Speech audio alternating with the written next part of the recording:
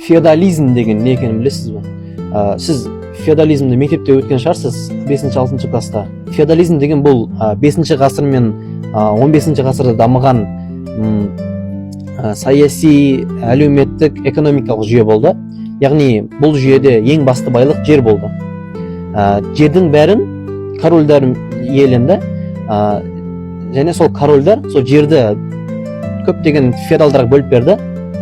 Яғни ол кезде жер феод деп аталды. Сол үшін феодалдар дейді. Сол әр феодалға бөліп береді. Сол феодал өзінің кішкентай тағы да феодалдарға бөліп бере береді. Сөйтіп үш пирамида сияқты болып кеткен. Яғни басында король тұрады, одан кейін феодалдар тұрады, соңында әшейін қара халық тұрады, сол жерді өңдейтін. Король не үшін жерді оларға бөліп береді?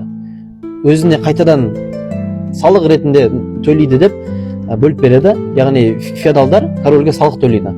Ал феодалдарға сол король берген жерді бөліп берген ол басқа феодалдарға. Олар үстінде тұрған феодалдарға бөліп береді. Кейін жердің бәрін өңдейтін өзі әшейін қара халық, шаруалар. Төбесіне тұрған адамға салық төлейді. Ол адам оның төбесіне тұрған адамға салық төлейді. Ол адам оның төбесіне тұрған адамға салық төлейді. Яғни барлығы кеп король бір корольге салық төлейді.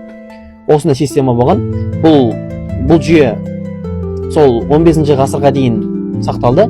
Тек Еуропада емес, ол басқа да әлемнің бір бөліктерінде болды. Мысалы Жапонияда, Қытайда да болды.